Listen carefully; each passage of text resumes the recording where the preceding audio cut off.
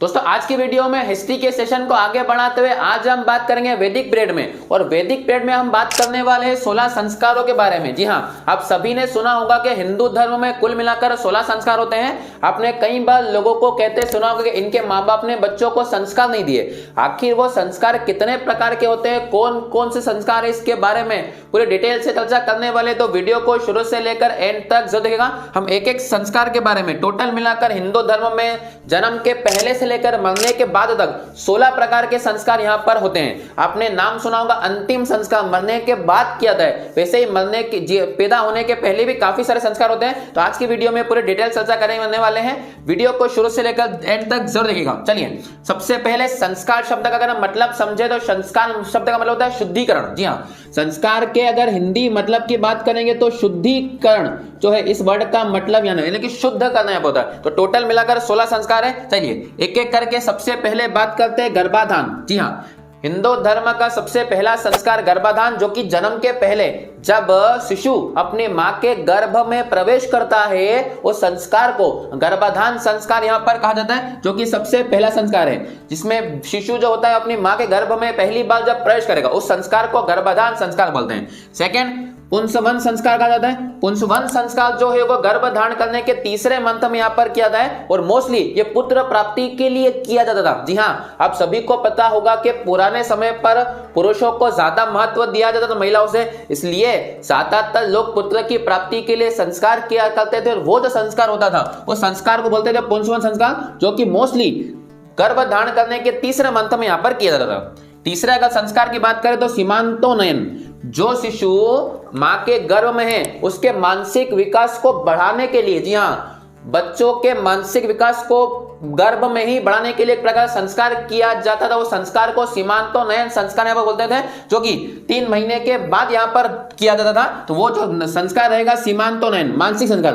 ध्यान दीजिएगा, अभी तक शिशु पैदा भी नहीं हुआ है, उसके पहले उसके 3 संस्कार यहाँ पर खत्म हो चुके हैं। अब चौथा संस्कार जहां पर शिशु का जन्म होगा, जात कर्म। जी हाँ, यहाँ पर शिशु का जन्म होता है, एक तरीके से आशीर्वाद समारोह के रूप में संस्कार को किया जाता है, और उसी दिन पिता के द्वारा बच्चे को शहद चढ़ा जाता है। जी हाँ, संस्कार में लिखा है कि ये जो शहद देगा कुछ भी मीठा जो है वो पिता के द्वारा ही। तो चौथे संस्कार में यहाँ पर शिशु का जन्म माना गया है, तो जात कर्म संस्कार जहाँ पर शिशु का जन्म होगा और पिता के द्वारा उनको पहली बार शहद यहाँ पर चढ़ा जाएगा।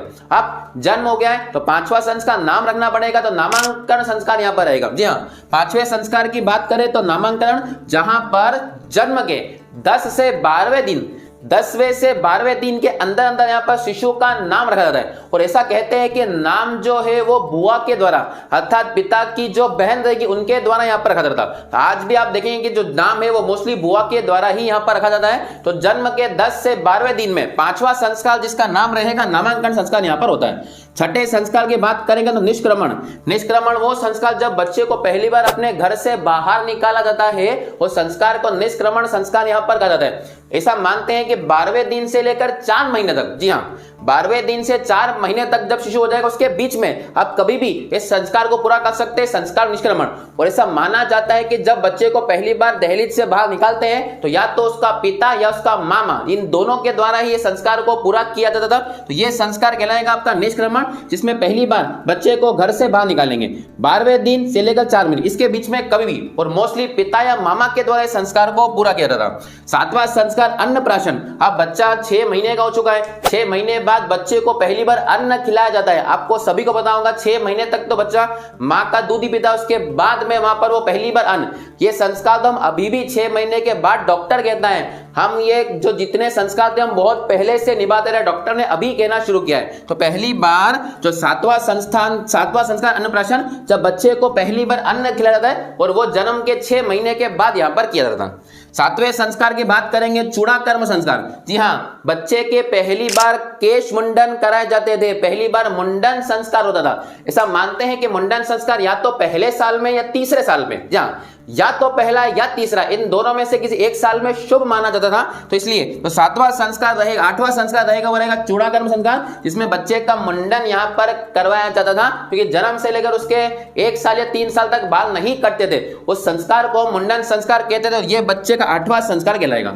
9वें संस्कार की बात करें तो कान भेदन, जब बच्चों के पहली बार कान यहाँ पर भेदे जाते थे। जी हाँ, चूड़ा कर्म के बाद बच्चों कान, चाहे वो महिला हो चाहे पुरुष हो, मतलब वो या तो बेटा हो या बेटी हो, दोनों के कान यहाँ पर छेदे जाते थे। इसलिए नवा संस्कार कर्ण भेदन, जब पहली बार उसके कानों को भेदा यहाँ पर जाता था।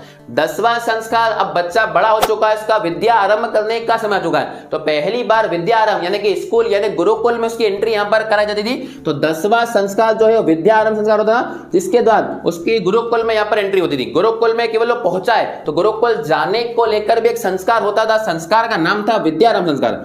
11वें संस्कार की बात करेंगे तो उपनयन संस्कार, जहां पे गुरुकुल के अंदर बच्चे को जनेऊ यहां पर धारण कराई जाती थी, लेकिन यह संस्कार केवल 3, अब मैंने आपको बताया था ब्राह्मण क्षत्रिय वैश्य शूद्रों को शिक्षा प्राप्त करने का अधिकार नहीं हुआ करता था। इस संस्कार को बोलते थे उपनयन, मतलब शिक्षा प्राप्त करना। वो जब से जनेऊ धारण करने के बाद से शिक्षा यहाँ पर आरंभ कराई जाती थी और शिक्षा में उनको वेदों का पाठ कराता था, लेकिन यह वेदों का पाठ कराने का जो अधिकार है वो केवल ब्राह्मण क्षत्रिय वैश्य शूद्रों को अधिकार यहाँ पर प्राप्त नहीं हुआ करता था। तो 11वां संस्कार रहेगा उपनयन, जहां पे पहली बार जनेऊ धारण कराते थे और शूद्रों को इस प्रकार का अधिकार नहीं दिया जाता था उस समय के अंदर। अगले अब वेदों का आरंभ होगा। मैंने आपको अभी बताया कि बच्चा वेद पढ़ना शुरू करता था आपका, तो 12वें संस्कार में बच्चों ने पहली बार वेदों का आरंभ करना, वेदों का पाठ करना यहाँ पर शुरू किया। अब तब से वो गुरुकुल में रहेगा, वहीं पर वेदों का पाठ करेगा और पूरे तरीके से वेदों की शिक्षा यहाँ पर प्राप्त करेगा। 12वां संस्कार में वो वेदों का पाठ करेगा। 13वां संस्कार केशांत, या भी इसको बोलते हैं गोदान। केशांत या गोदान, जब पहली बार उसके दाढ़ी मूछ या बाल यहाँ पर काटे जाते हैं, पहली बार मोस्टली दाढ़ी मूछ काटते हैं, क्योंकि चूड़ाकर्म संस्कार हो चुका है, बाल तो कट चुके हैं, लेकिन पहली बार दाढ़ी, उस समय दाढ़ी कटने का अधिकार हर समय नहीं होता था, पहली बार जो संस्कार होता था उसको केशांत या गोदान बोलते थे, जो कि 13वां संस्कार था, जिसमें पहली बार उसकी दाढ़ी या मूछ यहाँ पर कट जाती थी, पहली बार उनको काटा या वो किया जाता था आपका। 14वां संस्कार मिलेगा समावर्तन। 14वां संस्कार कहलाएगा समावर्तन, जब वो अपनी शिक्षा प्राप्त करके वापस घर लौट जाता था, पूरे तरीके से वेदों का पाठ करके घर लौटता था। जब बच्चा घर लौटता था उसका स्नान किया जाता था। स्नान करने के बाद ऐसा मानते थे कि वो अब स्नातक हो चुका है, यानी कि ग्रेजुएट हो चुका है, उसने सभी वेदों का पाठ कर लिया है, गुरुकुल में कंप्लीट शिक्षा प्राप्त कर ली है। ऐसा बोलते हैं कि एक व्यक्ति को किसी जीवन में 3 बार सार्वजनिक तौर पर नहलाया जाता है। एक को जब जन्म होगा, दूसरा जब वो यहाँ पर जब वो शिक्षा प्राप्त घर आएगा, और तीसरा जब वो मर जाएगा उसके बाद। याद आपको पता होगा कि मरने के बाद उनकी जो स्नान सार्वजनिक रूप से करते, तो 3 बार एक जीवन में सार्वजनिक तौर पर बच्चों को स्नान यहाँ पर करवा जाता है, तो तीसरा मिलेगा। 14वां संस्कार समर्पण। 15वां संस्कार पाणिनि संस्कार या विवाह संस्कार। अब उसका शिक्षा हो चुका है, वो स्नातक हो चुका है, तो अब वो गृहस्थ जीवन की तरफ यहाँ पर प्रवेश करेगा। और जो 15वां संस्कार है उसको पाणी गृह संस्कार या फिर विवाह संस्कार भी कहा जाता है, जिसके अंदर वो गृहस्थ जीवन के अंदर अपनी एंट्री करेगा। और गृहस्थ जीवन के बाद सबसे अंतिम संस्कार बोलते थे, इसलिए उसका नाम भी अंतिम ही संस्कार है। अंत्योष्टि कार्यक्रम कहा जाता था। अंत्योष्टि मतलब उस वो जीवन के चक्र से पार हो चुका है, इस कारण से इस प्रकार के संस्कार को अंतिम संस्कार बोलते रहे, जो कि मरने के बाद यहाँ पर संपन्न किया जाता था। तो ध्यान दीजिए, मरने के पहले भी संस्कार शुरू है और मरने के बाद जो संस्कार होता है अंतिम संस्कार, इसलिए आपने सुना होगा कि उस व्यक्ति का अंतिम संस्कार किया गया, तो वो 16वें संस्कार में सबसे अंतिम संस्कार था। इसलिए हिंदू धर्म में कुल मिलाकर एक व्यक्ति के जीवन में पैदा होने से लेकर जन्म मरने के बाद तक कुल प्रकार के 16 संस्कार यहाँ पर होते हैं। मैंने आपको हर एक संस्कार के बारे में अच्छी डिटेल बताई है। वीडियो अगर आपको पसंद आए तो वीडियो को लाइक कीजिए, चैनल को सब्सक्राइब कर देना बिल्कुल भूलिए। मिलते हैं अगली वीडियो में, तब तक के लिए जय हिंद।